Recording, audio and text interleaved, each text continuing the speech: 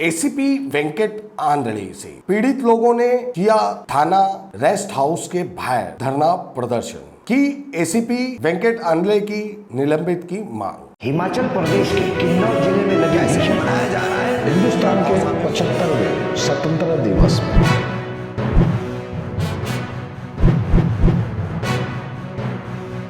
मैं शेख शाहिद, आज का महानगर में आपका स्वागत है। 21 जून के दिन सुबह 11 बजे थाना रेस्ट हाउस के बाहर आंदोलन किया गया।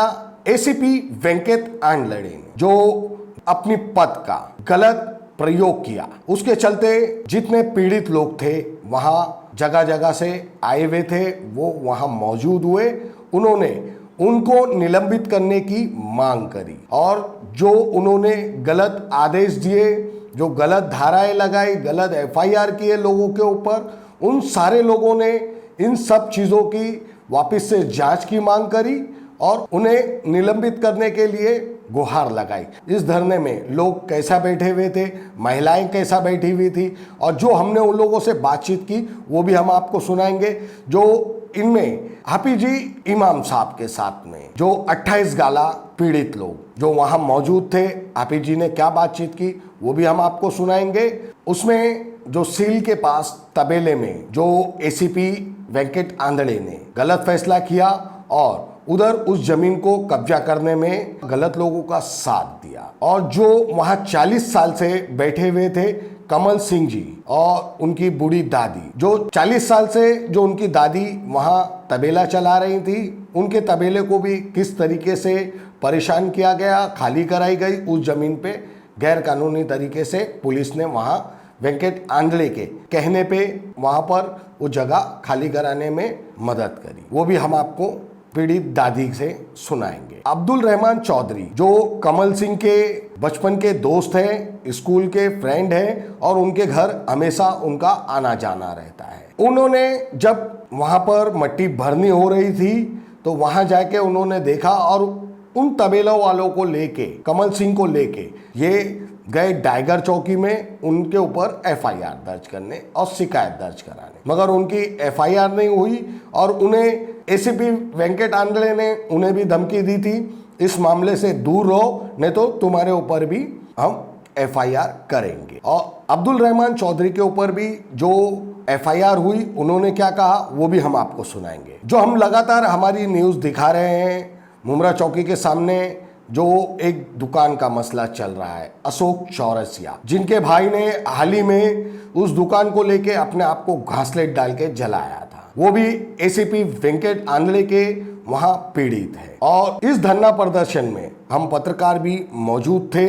जो हम पत्रकारों के ऊपर भी जो अत्याचार एसीपी वेंकट आंधळे ने कहा, मगर हमने हमारी कोई बात नहीं रखी है, हम इसका खुलासा हमारी अगली न्यूज में देंगे। इस धरना प्रदर्शन के दौरान जोन 1 के डीसीपी अविनाश अंबुरेसा, उन्होंने अपने ऑफिस में 5 लोगों को बुलाया और उनसे बातचीत की और उनने आदेश पारी किया है मुमरा सीनियर, टाइगर सीनियर और कलवा सीनियर। कल इन तीनों सीनियरों को उन्होंने वहां बुलाया है और उन्होंने आश्वासन दिया है जो आपके ऊपर गैर कानूनी तरीके से जो एफआईआर हुई है उसे हम कैसे रद्द कर सकते हैं, हम उस पर भी कल चर्चा करेंगे, उसे रद्द करेंगे और जितने भी एसीपी ने गैर कानूनी काम किए हैं हम उसकी इंक्वायरी भी आगे करेंगे। जितने पीड़ित लोग जो 5 लोग गए थे उन्होंने अपने डॉक्यूमेंट्स भी दिखाए, पेपर भी दिखाए, उसमें 7-12 मालिकी जगह जो उनकी थी उसके बावजूद भी जो वहाँ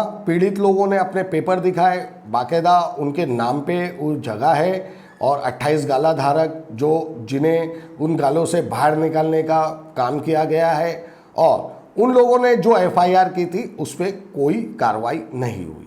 तो डीसीपी साहब ने इन्हें आश्वासन दिया है और फिर कल उन्हें अपने कार्यालय में बुलाया है। अब ये धरना प्रदर्शन हम आपको कैसा रहा दिखा रहे हैं और जो पीड़ित लोगों ने जो हमसे बातचीत की वो भी हम आपको सुना रहे हैं।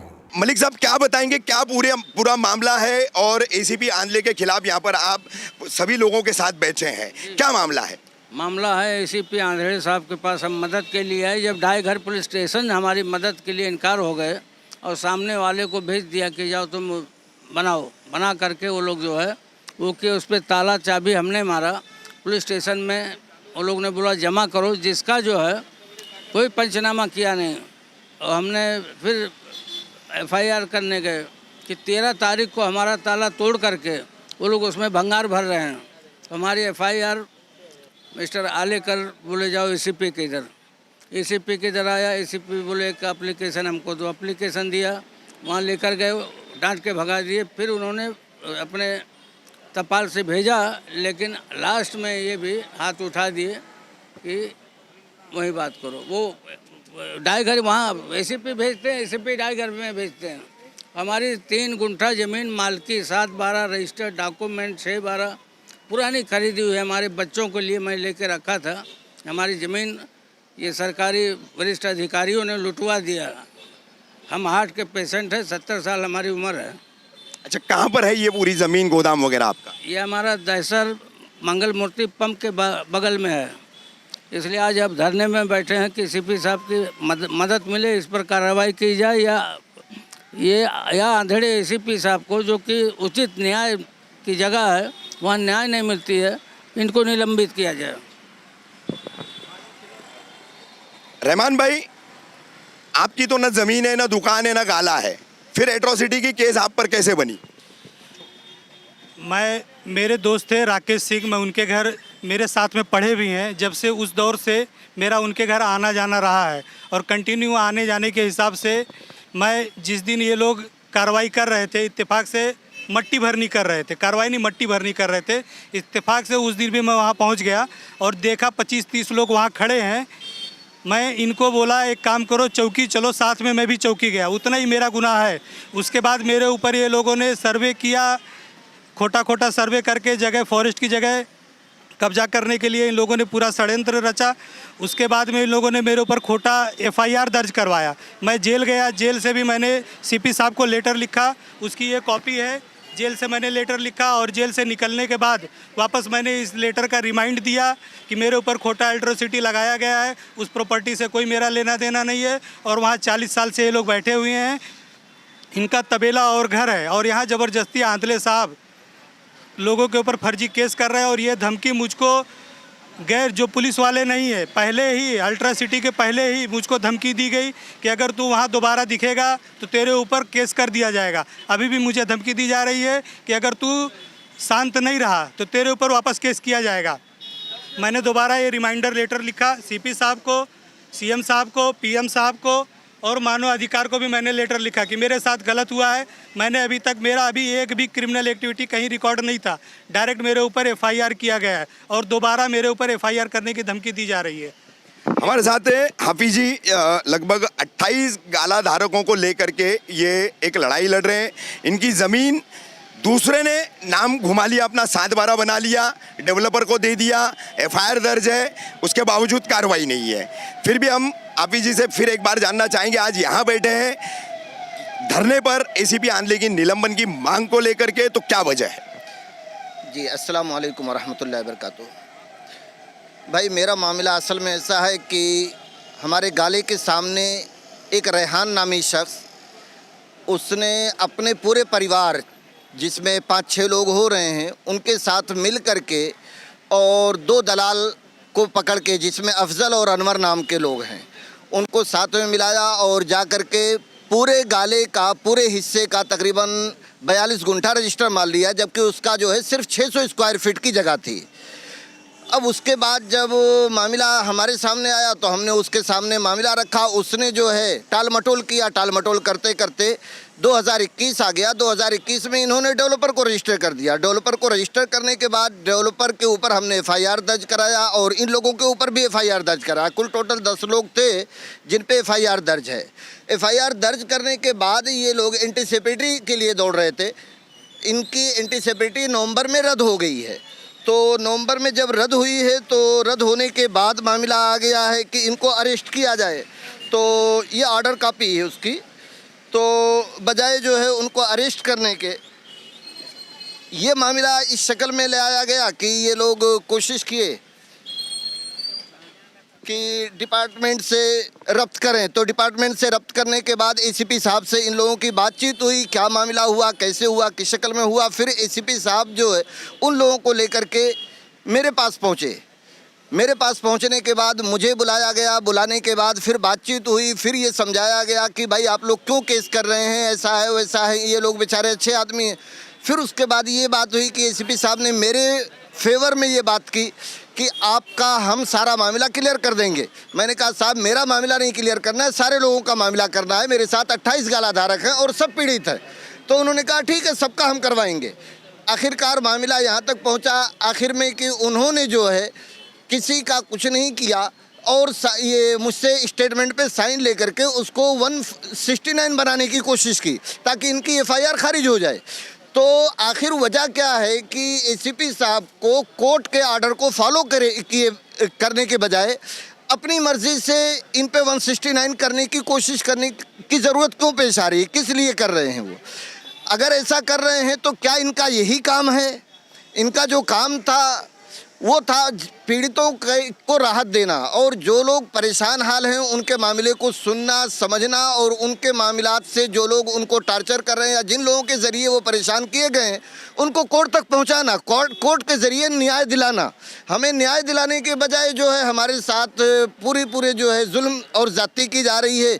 इसलिए हम जो है मजबूर हुए कि भाई जब प्रशासन ही ऐसा करेगा तो प्रशासन के खिलाफ हमको मजबूरन मोर्चा कायम करना पड़ेगा। और हम चाहते हैं कि एसीपी साहब की जांच की जाए कि रीज़न क्या है। इन मुजरिमों के साथ में बैठ भी रहे हैं, मामला भी कर रहे हैं और इन मुजरिमों की हिमायत भी कर रहे हैं।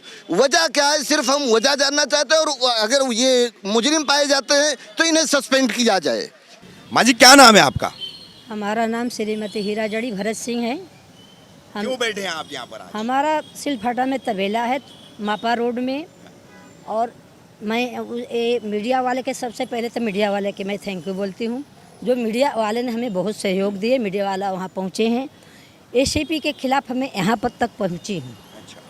वो अपने वर्दी को इतना गलत इस्तेमाल किए कि वहाँ 40 साल से हमारा तबेलों का त्राही मचा दिए। हम लोग इतना पीड़ित है कि समझ लीजिए कि अगर समझदारी से हमारे बच्चे लोग काम नहीं किए होते तो वहाँ मर्डर होने का अनुभव था जी। वो आदिवासी के आगे बढ़ा करके कठपुतली बना करके वहाँ पर ऐसे नाच नचाए हैं कि भैंस के पानी के कनेक्शन काट दिया गया, नल काट दिया, वहाँ बुलडोजर चला दिया गया है, टाँकी का जो पानी में पीते थे वो तोड़ दिया गया है, लाइट काट दिया गया है। हमारे प्रधानमंत्री जी पशुपालन के लिए इतना उद्योग आगे बढ़ाने के लिए सोचते हैं, बोलते हैं, लेकिन आज कुछ उस सबका उल्लंघन करने के बाद में एसीपी अपने वर्दी के इतना गलत इस्तेमाल किया कि समझ ले कि हम लोग त्राह कर रहे हैं। क्या मांगे आपकी? हमारा मांग ये है कि जिसके साथ में इस तरह से व्यवहार है उसको न्याय मिले, सही कानूनन तौर से उनको उनका हक दिया जाए। क्या नाम है आपका? शकील इस्माइल तंबोली। शकील तंबोली साहब, आपकी पूरी कहानी हाफिज जी तो बता चुके हैं। 28 गाले हैं उनकी ज़मीन और रजिस्ट्री का जो मामला, डेवलपिंग को देने का मामला। तो क्या आपकी मांग है? आज यहाँ पर बैठे हैं, किस तरीके की नाइंसाफ़ी आपके साथ हुई है? सर हमने आज अगस्त से अभी तक जो है ना आंद्रे साहब उनके पास में हमारा केस पहुँचा है ना। उन्होंने वो वहाँ पे ये सारे मामले कोर्ट से पूरे होते हैं, मतलब सच्चा क्या है झूठा क्या है कोर्ट से मालूम पड़ेगा। ज़मीन जायदाद का जो हम लोग हमारे हक पे बैठे हुए 28 लोगों का हक उन्होंने बिना किसी से पूछे पछारे अपने नाम पे हमारी ज़मीन कर ली। फिर उन्होंने साठे करार भी हमसे बिना पूछे दूसरे को हमारी ज़मीनें बेच दी।